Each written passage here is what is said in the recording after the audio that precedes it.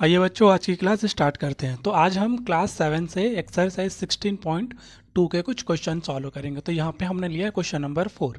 देखिए, बहुत ही इंपॉर्टेंट और काफ़ी अच्छा क्वेश्चन है, इजी भी है।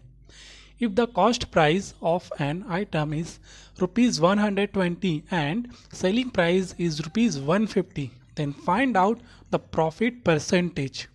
देखिए, एक कोई आइटम है, एक या कुछ सामान या वस्तु है, ठीक है, जिसकी कॉस्ट प्राइस है वो है आपका ₹120 और उसकी सेलिंग प्राइस आपको गिवन है 150।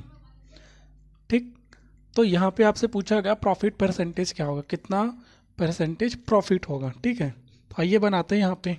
तो देखिए, कॉस्ट प्राइस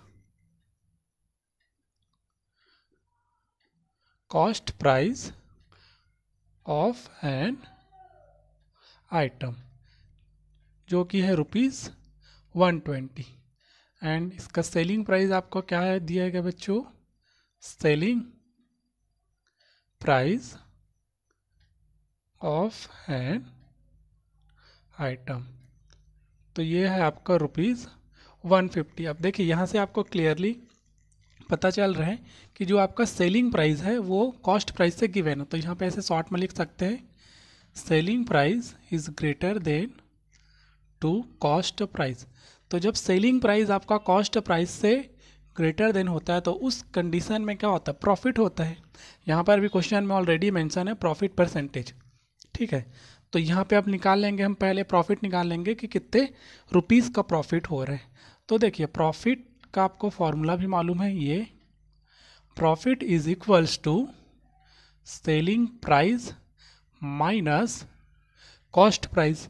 सेलिंग प्राइस है आपका यहाँ पे 150 और कॉस्ट प्राइस है आपका 120। तो 150 माइनस 120 इज इक्वल्स टू ₹30।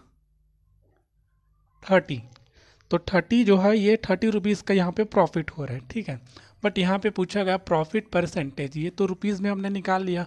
आपसे पूछा जाता कि कितने रुपीज़ का प्रॉफिट हो रहा है, तो आप कह सकते थे कि 30 रुपीज़ का प्रॉफिट हुआ सर। बट यहाँ पे आपसे पूछा गया प्रॉफिट परसेंटेज। तो आइए बच्चों, प्रॉफिट परसेंटेज निकाल लेते हैं। देखिए, तो यहाँ पे हम लिख सकते हैं प्रॉफिट परसेंटेज, तो इसका भी आपको फॉर्मूला याद ही होगा। तो प्रॉफिट परसेंटेज इक्वल हो जाता है आपका profit upon cost price into 100 के। तो अब आइए इसमें वैल्यू पुट कर देते हैं। देखिए, प्रॉफिट कितने रुपीज़ का हुआ, 30 रुपीज़ का। Cost divided by cost price, तो कॉस्ट प्राइस आपका यहाँ पे क्या है 120 इंटू 100। देखिए, यह है 100 से एक ज़ीरो और ये 120 से एक ज़ीरो कट जाएगा। अब ये यहाँ पे क्या बच गया है आपका, ये है 30 और ये है आपका बच्चों 12 है। इसको भी डिवाइड कर लें, पहले 2 से आप काट सकते हैं, 2 6 ज़ा 12, 2 15 ज़ा, फिर आप इसको 3 के टेबल से काट सकते हैं, 2 3 ज़ा, सॉरी 2 के टेबल से ये दोनों कट जाएंगे, 2 3 ज़ा 2, 5 ज़ा 3, 1 ज़ा 3, 3 5 ज़ा 15। अब देखिए, यहाँ पे 5 इंटू 5 कर देंगे, तो ये देखिए 5 इंटू 5 आपका क्या हो जाएगा 25। तो प्रॉफिट परसेंटेज में जब हम कन्वर्ट करेंगे तो आपको कितना मिल जाएगा, 25% का प्रॉफिट होगा। तो आई होप आपको ये समझ में आ गया हो। नेक्स्ट क्वेश्चन है यहाँ पे 5 भी ये काफ़ी इंपॉर्टेंट है। Jyotsna purchased a watch for ₹380 and sold it for ₹342। What was her loss percentage. देखिए, ज्योत्सना जो है अपने लिए एक वॉच खरीद रही है, तो वॉच खरीदती है तो वो वहाँ पे कितना पे कर रही है, ₹380। फिर वो करती क्या है, कुछ टाइम के बाद उस वॉच को अपने किसी भी फ्रेंड वगैरह को वो सोल्ड कर देती है, मतलब बेच देती है। तो कितने में बेच रही है, ₹342 में। तो देखिए, 380 में उसने ख़रीदा और उसने उसको अपने किसी फ्रेंड वगैरह को कितने में बेच दिया, 342 में। तो एक्चुअली यहाँ पे उसको लॉस हो रहा है, तो आपको लॉस परसेंटेज निकालना है। तो देखिए, यहाँ पे आप लिख सकते हैं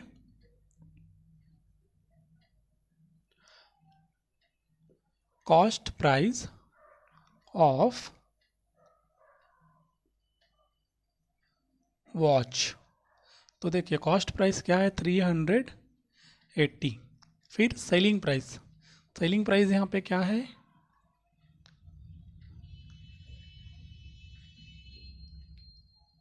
सेलिंग प्राइस ऑफ वॉच, यह है आपका ₹342। अब देखिए यहाँ से आपको पता चल रहा है कि एक्चुअली में ज्योत्सना को यहाँ पे लॉस हो रहा है, तो इसको शॉर्ट में लिख सकते हैं cost price is greater than to selling price. जब आपका कॉस्ट प्राइस सेलिंग प्राइस से जब ज़्यादा होता है तो उस कंडीशन में लॉस होता है, ठीक है। और यहीं पे selling price is greater then cost price लिखते हैं, मतलब जब आपका सेलिंग प्राइस कॉस्ट प्राइस से ज़्यादा होगा तो वहाँ पे प्रॉफिट होगा, ठीक है। यहाँ पे लॉस हो रहा है, यहाँ पे कॉस्ट प्राइस ज़्यादा सेलिंग प्राइस से, तो यहाँ पे उसको लॉस हो रहा है। तो लॉस हो रहा है तो अब लॉस पहले तो रुपीज़ निकाल लेंगे, कितने रुपीज़ का लॉस हो रहा है, देन लॉस परसेंटेज में कन्वर्ट कर लेंगे। तो देखिए लॉस का फॉर्मूला क्या होता है, loss is equals to cost price minus selling price. देखिए कॉस्ट प्राइस क्या है यहाँ पे 380, सेलिंग प्राइस है 342। तो 380 में 342 माइनस कर देंगे तो आपके पास रुपीज़ आ जाएगा 38 रुपीज़। तो 38 रुपीज़ का उसको एक्चुअली में लॉस होगा जब वो अपने वॉच को किसी को बेचेगी। तो अब यहाँ पे अपने को करना क्या रहेगा, लॉस परसेंटेज निकालना रहेगा। तो आइए निकाल लेते हैं बच्चों लॉस परसेंटेज। तो लॉस परसेंटेज इक्वल हो जाएगा आपका जितने भी रुपीज़ का लॉस होगा इसको डिवाइड कर देना है आपको कॉस्ट प्राइस से। प्रॉफिट भी में यही करते हैं, प्रॉफिट परसेंटेज निकाले थे तो क्या किए थे, प्रॉफिट को डिवाइड कर देंगे कॉस्ट प्राइस से और इनटू कर देंगे 100 से। लॉस में रहेगा तब करेंगे लॉस को डिवाइड कर देंगे कॉस्ट प्राइस से और इनटू कर देंगे 100 का। तो देखिए लॉस कितने का हुआ यहाँ पे 38 रुपीज़ का। कॉस्ट प्राइस क्या है आपका 380, इनटू कर देंगे यहाँ पे 100 का। तो ये ज़ीरो दोनों कट जाएगा, 38 वन जा दोनों कट जाएगा, बच जाएगा क्या आपका 10। 10 इंटू 1 करेंगे तो आपका 10 ही रहेगा, और हमने परसेंटेज में निकाल रहा है तो यहाँ पे ये साइन लगा देंगे। तो 10% का एक्चुअली में उसको लॉस हो गए बच्चों। नेक्स्ट क्वेश्चन है 6 भी काफ़ी इंपॉर्टेंट है, देखिए आइए। A shopkeeper purchased 15 radios at the rate of 270 पर radio and sold all the radios for rupees 4200 या 4200। फाइंड आउट हिज प्रॉफिट और लॉस परसेंटेज। देखिए एक शॉपकीपर है जिसने टोटल 15 रेडियोस परचेस किया, तो पर रेडियो मतलब वन रेडियो का जो कॉस्ट है यहाँ पे है 270 रुपीज़, 270 रुपीज़ है वन रेडियो का कॉस्ट। फिर उसने क्या किया, ये 15 पूरे रेडियोस जो है वो किसी को बेच दिया, सोल्ड कर दिया। तो बेच रहे हैं कितने में 4200 रुपीज़ में। तो आपसे पूछा गया है कि शॉपकीपर को यहाँ पे प्रॉफिट होगा या लॉस होगा। तो प्रॉफिट होगा तो प्रॉफिट परसेंटेज निकालेंगे, लॉस होगा तो लॉस परसेंटेज निकालेंगे। अब आइए इस क्वेश्चन को सॉल्व करते हैं बच्चों। अब देखिए यहाँ पे 15 रेडियो का अपने को कॉस्ट प्राइस नहीं मालूम है, बट वन रेडियो का तो मालूम है ना। तो वन रेडियो का है 270 रुपीज़। तो 15 रेडियो का करने के लिए 15 इंटू 270 कर देंगे हम। तो आइए यहाँ पे करते हैं। तो यहाँ पे आप लिख सकते हैं cost price of one radio. तो वन रेडियो का कॉस्ट प्राइस है 270 rupees. Therefore cost price of 15 radio. तो 15 रेडियो का कितना हो जाएगा 15 इंटू 270 करेंगे। जब आप इसको मल्टीप्लाई करेंगे तो इसका आंसर आ जाएगा आपका ₹4050 के। मतलब 15 रेडियो का जो कॉस्ट प्राइस है वो है 4050 रुपीज़।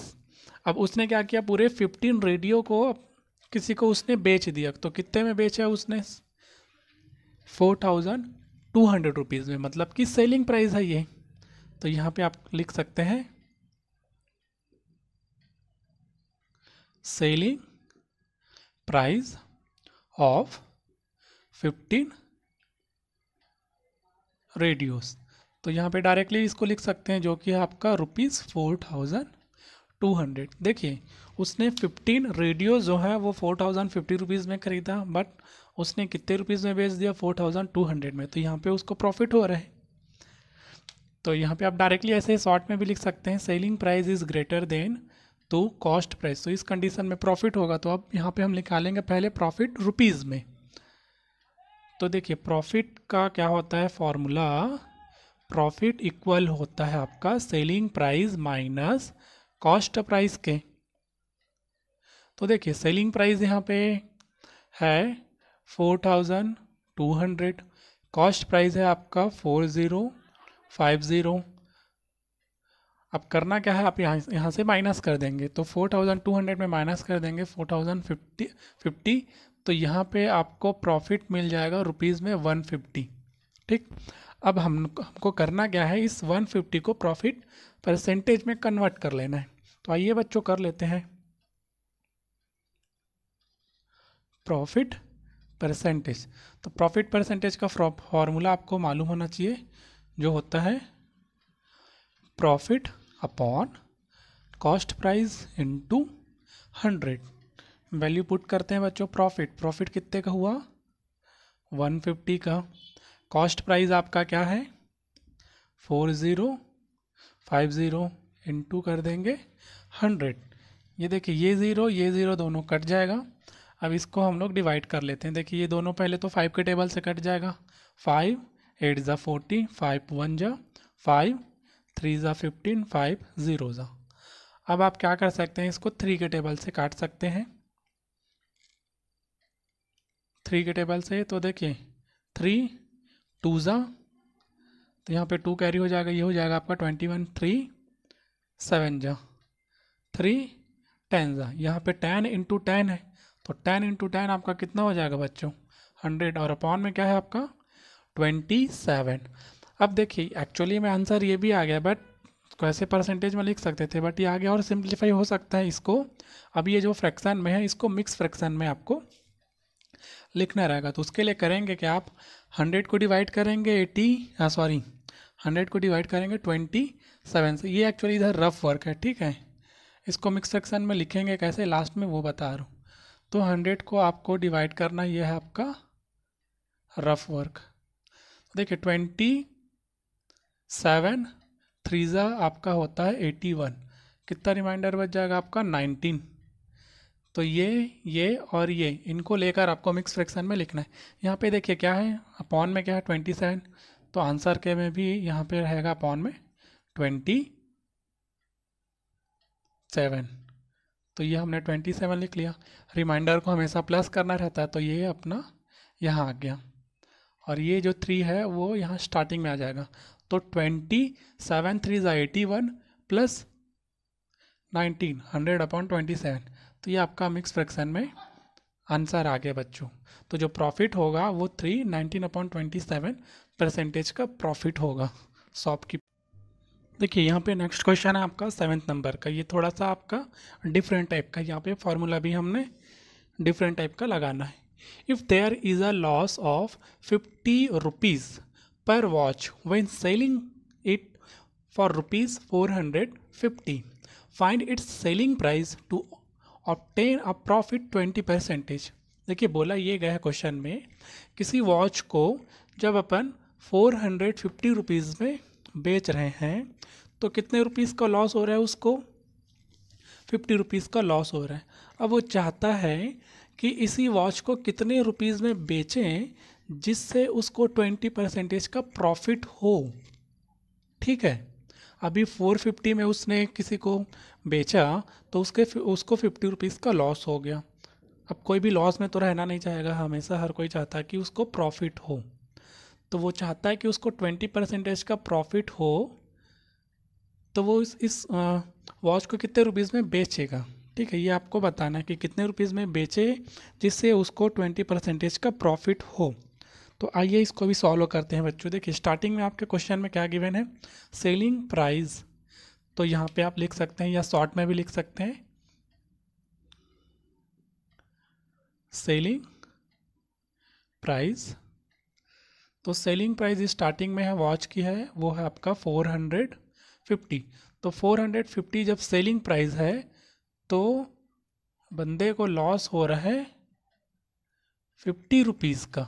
ठीक है, सेलिंग प्राइस है 450, लॉस कितने का हुआ 50 रुपीज़ का। तो कॉस्ट प्राइस क्या हो जाएगा, कॉस्ट प्राइस आपका इक्वल हो जाएगा सेलिंग प्राइस प्लस लॉस के, मतलब कि 450 प्लस 50, 450 प्लस 50 कितना हो जाएगा बच्चों, 500 रुपीज़। तो सेलिंग प्राइस था 450 और कॉस्ट प्राइस है आपका 500 रुपीज़, मतलब उसने 500 में वॉच को ख़रीद लिया है और उसको वो 450 में बेचा, तो उसको लॉस कितने का हो गया 50 रुपीज़ का। अब वो चाहता है कि इसी वॉच को वो जब वो बेचे किसी को तो उसको 20% का प्रॉफिट होना चाहिए। अभी फर्स्ट वाले कंडीशन में तो उसको लॉस हो रहा है, तो अब वो चाहता है कि उसको 20% का प्रॉफिट हो, तो तब उसकी सेलिंग प्राइस क्या रखनी चाहिए। तो देखिए तब उसकी सेलिंग प्राइस क्या रखनी चाहिए, उसके लिए हम फॉर्मूला यूज़ करेंगे, selling price is equals to cost price into 100 plus minus यहाँ पे मैंने लिखा था प्रॉफिट या लॉस अपॉन 100। अब देखिए प्लस साइन तब यूज़ करेंगे जब क्वेश्चन में आपको प्रॉफिट के बारे में बोला गया होगा और सेलिंग प्राइस निकालना है, तो ये फॉर्मूला यूज़ होगा, तो तब वहाँ पे प्लस निकालेंगे। यहीं पे उसको यहाँ पे लॉस के बारे में बोला जाता कि 20% का लॉस होगा, तब यहाँ पे हम माइनस साइन यूज़ करते। मतलब ये जो फॉर्मूला है ये कुछ ऐसे हो जाएगा, क्योंकि यहाँ पे प्रॉफिट मतलब प्लस करके हम लिखेंगे पीपी, यहाँ पे प्रॉफिट है। ठीक है बच्चों, तो ये आपका फॉर्मूला हो गया। अब यहाँ पे वैल्यू पुट करेंगे, आपको सेलिंग प्राइस का वैल्यू निकालना है। कॉस्ट प्राइस यहाँ से आपको पता चल गया 500 रुपीज़ है, पी मतलब प्रॉफिट, प्रॉफिट भी मालूम है 20 रुपीज़ का, यहाँ पे आप लिख सकते हैं प्रॉफिट कितना है 20% का। ठीक है, अब सारे वैल्यू को यहाँ पे पुट कर लेते हैं। कॉस्ट प्राइस है आपका 500, ये आपका 100 प्लस प्रॉफिट, प्रॉफिट कितने का है 20। जब यहाँ पे लिखेंगे तो 20% नहीं लिखेंगे बच्चों, तो ध्यान रखना। ठीक, फिर अपॉन कर देंगे, डिवाइड कर देंगे 100 से। सॉल्व कर लेते हैं इसको, तो ये तो आपका रहेगा 500 इंटू ये आपका हो जाएगा 120 अपॉन 100। ये 00 और ये 00 दोनों कट जाएंगे। अब यहाँ पे 5 इंटू 120, तो देखिए यहाँ पे हम लिख सकते हैं 5 इंटू 125, 5 12 जा 60 और ये 0, मतलब कि उस वॉच की जब सेलिंग प्राइस, ठीक, सेलिंग प्राइस 600 रखेंगे, तब शॉपकीपर को कितने रुपये, कितने परसेंटेज का प्रॉफिट होगा 20% का। तो ये आपका आंसर आ गया बच्चों। ये काफ़ी इंपॉर्टेंट क्वेश्चन था। आई होप आपको